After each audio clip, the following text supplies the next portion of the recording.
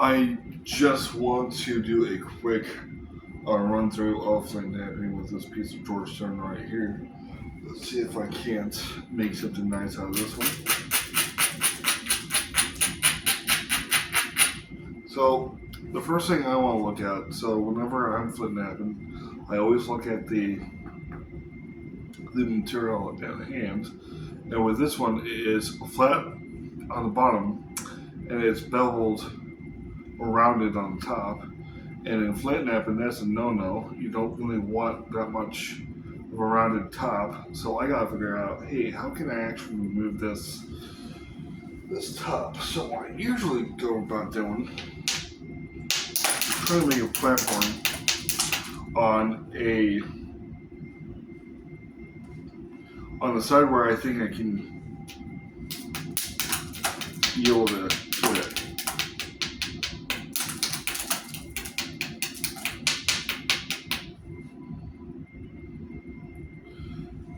I'm going to have to figure out, hey, figure out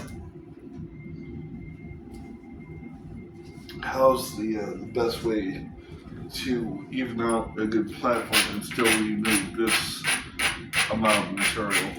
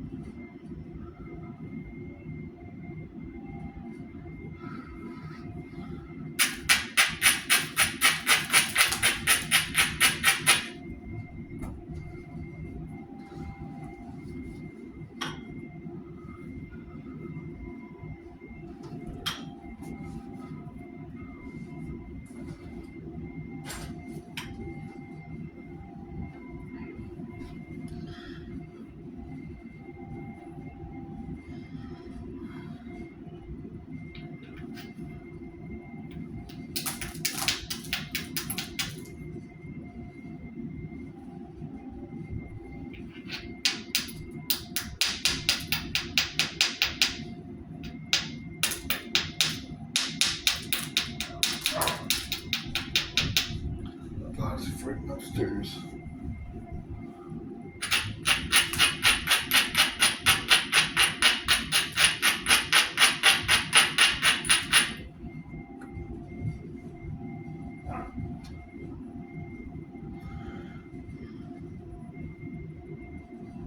Right. So I just made a really nice platform just right here. My plan is to strike right here,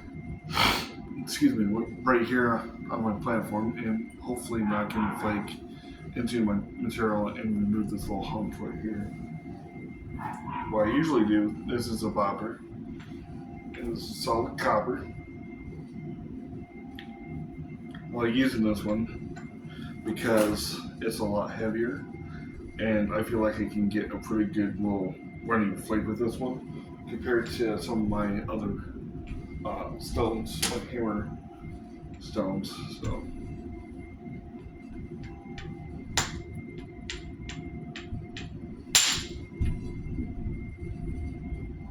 yeah, that did not go very far, which is sad.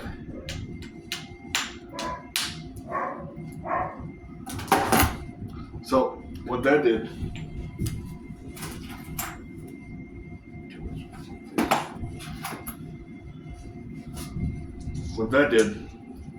is removed a tear-shaped piece, and it did not go in very far. Unfortunately, I was kind of hoping for it to go deeper into the material, like hopefully down to this point, but it didn't. So I gotta figure out, hey, how can I actually do that, remove this little chunk. So what I do in flint knapping is if I have room on my material, I'll look on the other side of my material and look at how I can actually remove that and be able to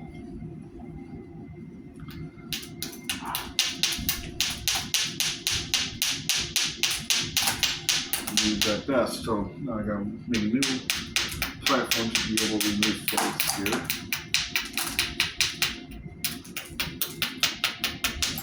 And this piece of Georgetown is not the best either.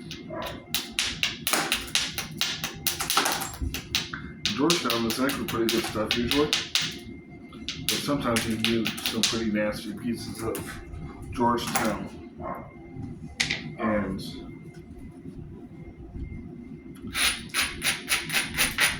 as a napper, you gotta figure out, hey, how can I actually not wreck my piece and still be able to make a decent tool.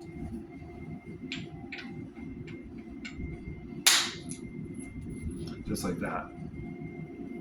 So what I just did there is I hit right here and I drove a flake down to here on my material and removed that excess on the flake. So what I really like about flake napping is when you take a flake off like this one, which is a whole flake, which I love, you can put it back on the piece that you're trying to work on, like a puzzle piece, and see exactly how it formed and everything, which is very, very, very nice to be able to do. I'll save this for another video, actually.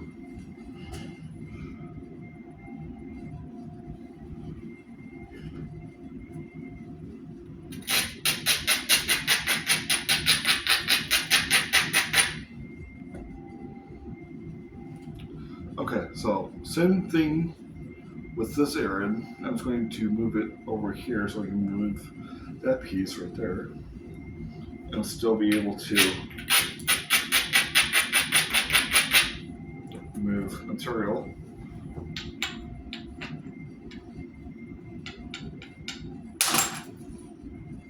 And about the same with the other one, which I enjoy.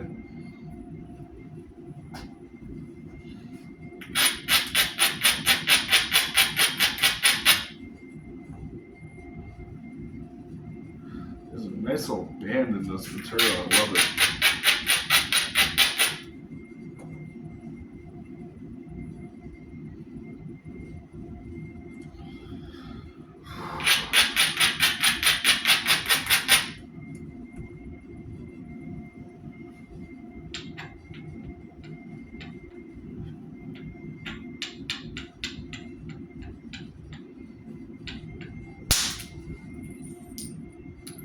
Another very nice flake. I love this one. It's actually quite thin. Some people, when they look at stone tools, they don't understand how they're properly made. And with some of the flakes that you get, they can be paper thin and very transparent. Love that one. So, see this nice little band right there? And this is the flake I just removed. Very, very paper thin and very transparent for my view.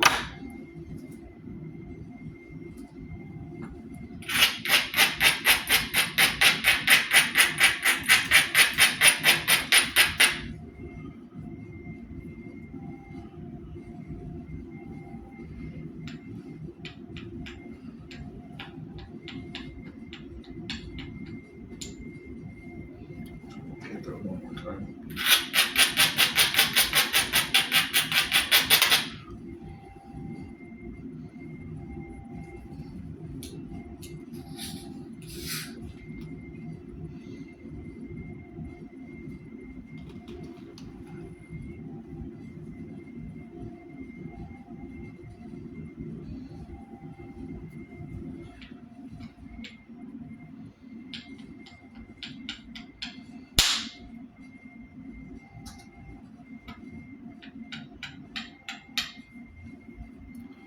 I figure out what I should do next. So I want to hit an area that's not going to be able to not produce a good flake.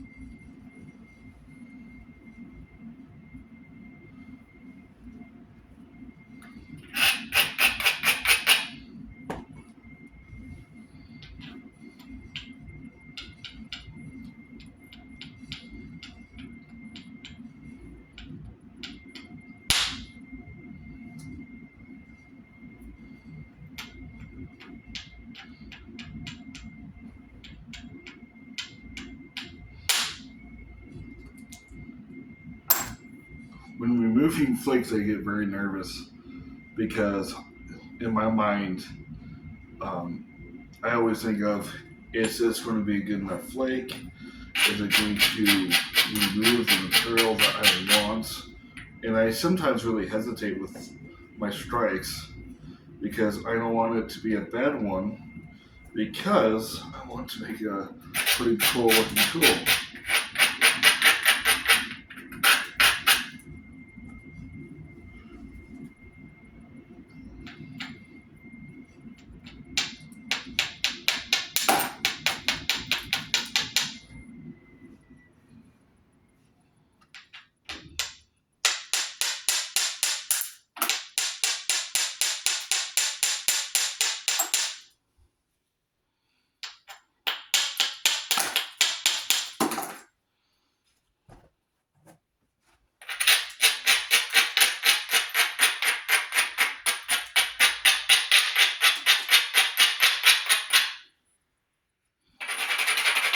Now you can tell that I'm actually rubbing my finger against my platforms that I'm trying to form, and that's a good way that I tell if it's going to be good enough to be able to be struck upon.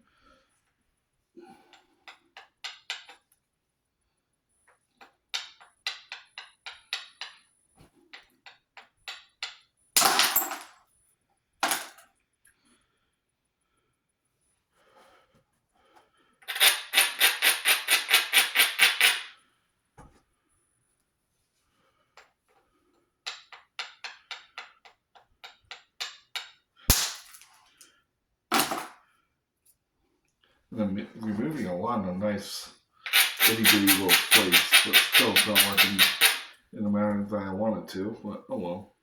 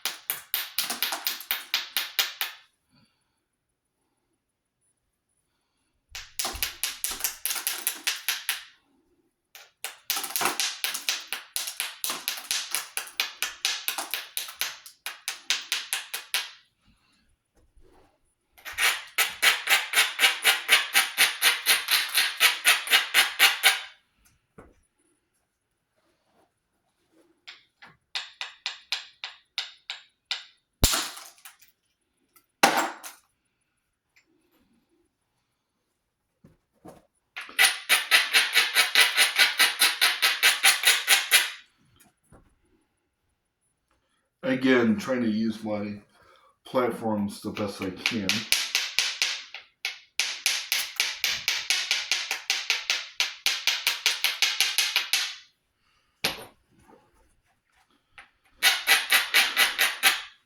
I mean, so far I'm getting this one out pretty nicely, but still trying to do my best on the rest of it.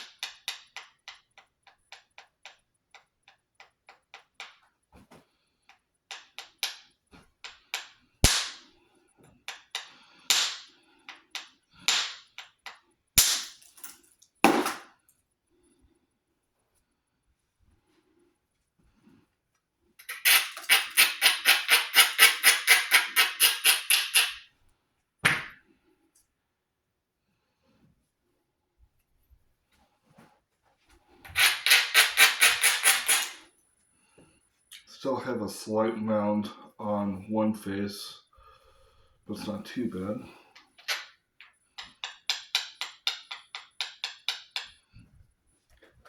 What? I'll upgrade myself here. That's what I usually do.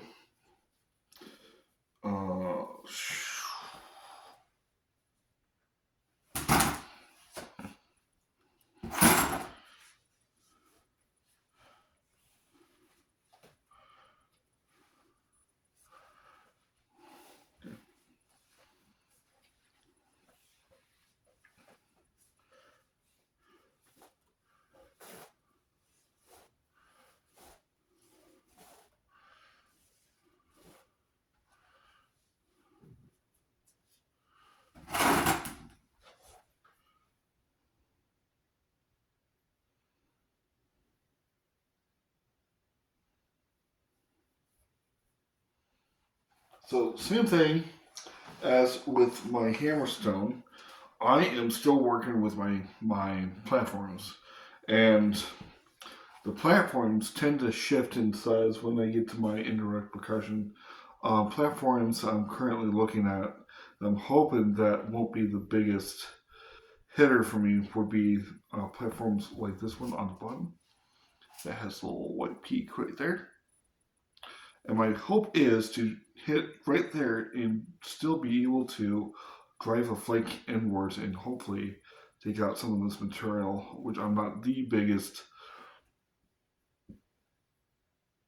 hoper, or I'm not very optimistic about removing materials right here because there's still a little cliff right there. I think I might try to get rid of that one with some indirect.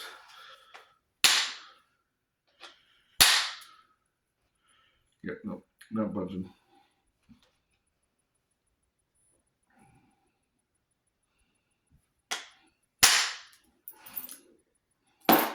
It did remove some, just not a lot.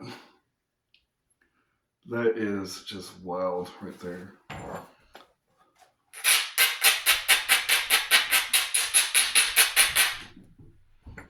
And when I'm flint napping, I'll actually go in and set some of these platforms up using a pressure fluker like this one and kind of set up that platform a little bit better so I can actually go in with indirect and still be able to remove what I need to during my napping endeavor.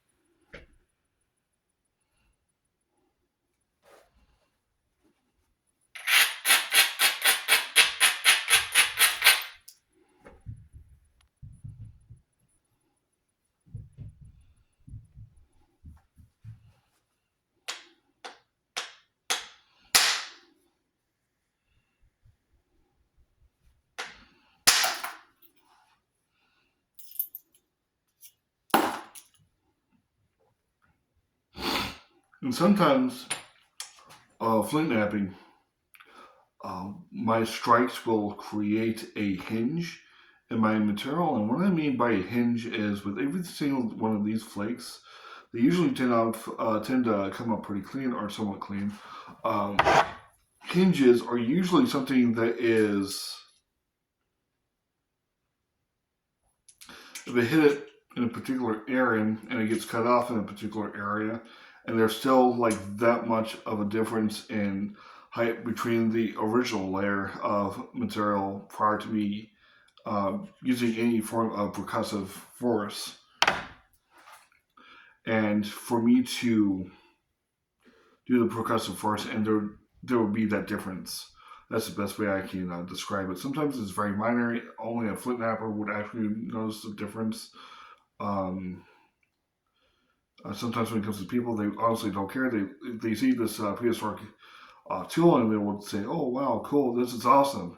And as a flint napper, especially with my stuff that I'm showing off, like with the hinges and stuff like that, that drives me nuts because it doesn't look as pretty as a fully flaked and good grooves on the material. But that's just me. That's just maybe I'm just a perfectionist. Um, but that's just again me, my personal opinion. The hinge would be something like this.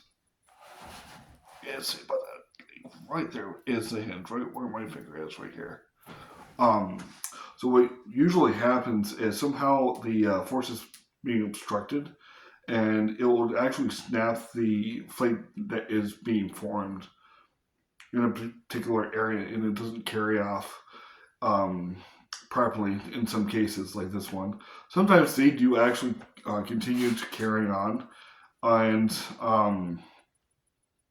you can still get really nice flake removal, but not 100% of the time, unfortunately. And as a flip napper, again, it bugs me.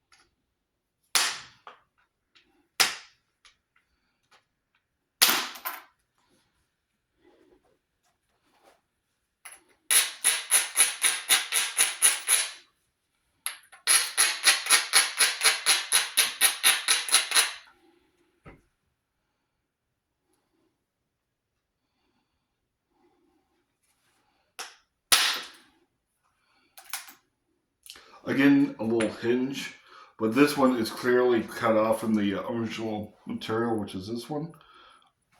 I'm going to try that.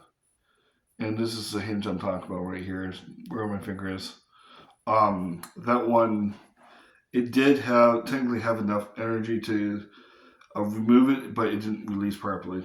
Another thing that bugs me. I can just push it off with my finger and still be able to have the material as is.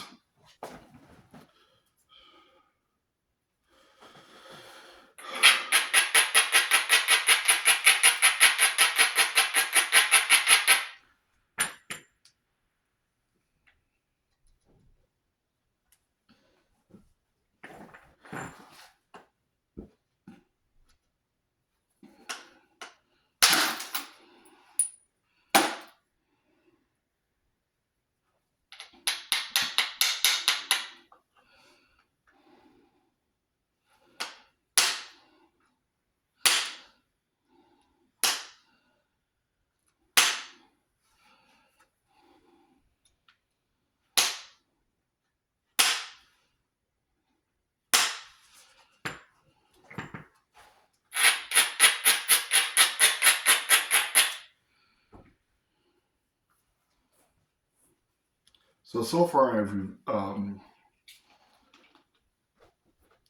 have reduced and thinned out my spall here to a thickness I am able to still will be able to still continue to reduce. Sometimes, especially in prehistoric times, they would actually stop and just use this as is. Make it for some form of sharp edge. This can be used as a scraper alone. And I think I might just kind of end this video right here because I'm pretty satisfied so far with this.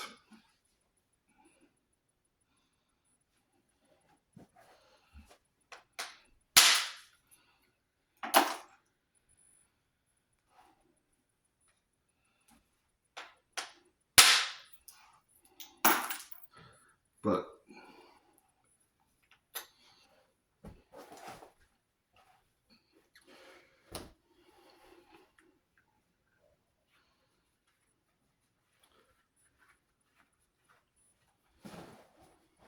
what was that platform?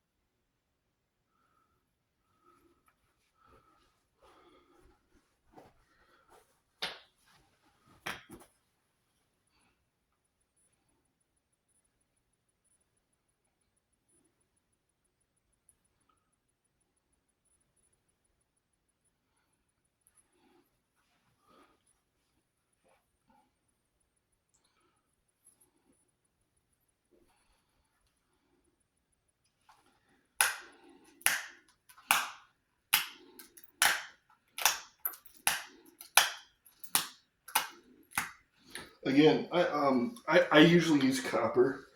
But you can also use antler. You can use bone.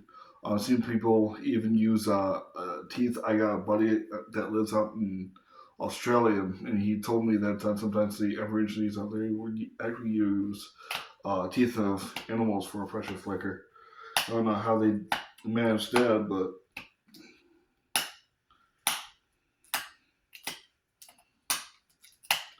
if it works, it works.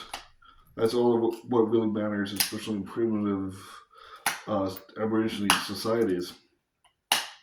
Is if it simply did work, it was used and quite extensively in some cases. Again.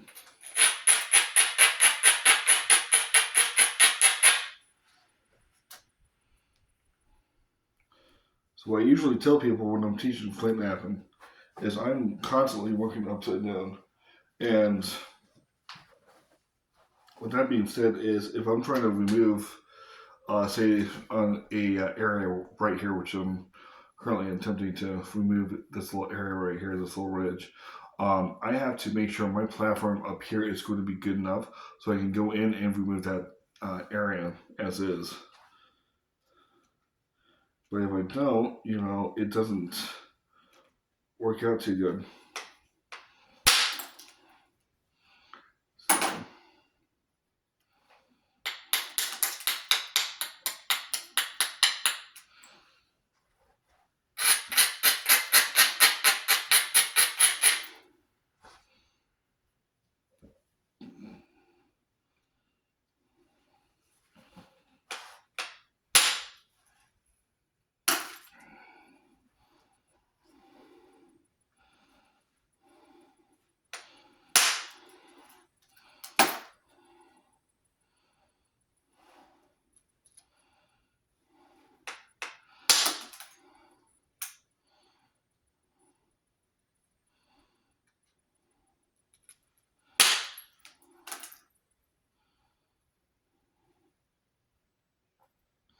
Well, like I said, I can end the video right now, actually. I'll still be able to do this until this point.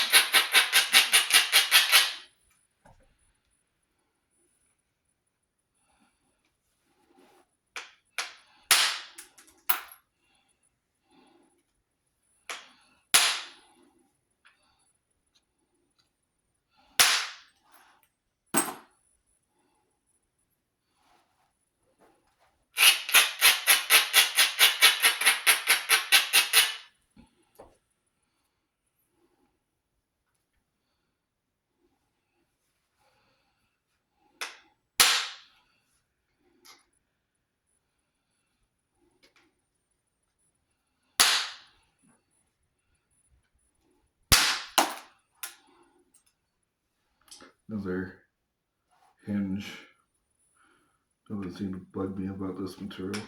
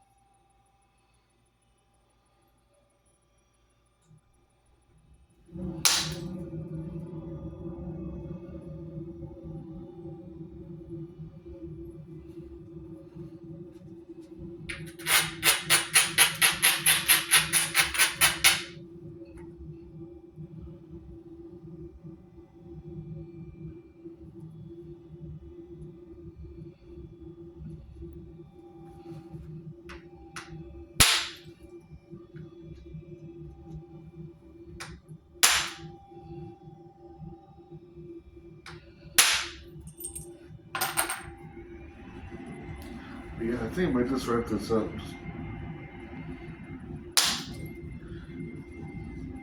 documentation. Just going to probably make a complaint about this video being too long.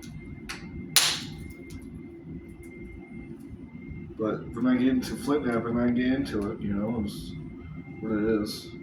But I can use this just as a preform as well. It's been severely reduced in size, in thickness. And I can treat this as is, as a preform, but I think I might use this as a scraper, to be honest with you guys. And it still needs a little bit of work to be used as a scraper, but this is basically a really good start of a Stone Age tool. And I will be using this hopefully in the future. So this is one side.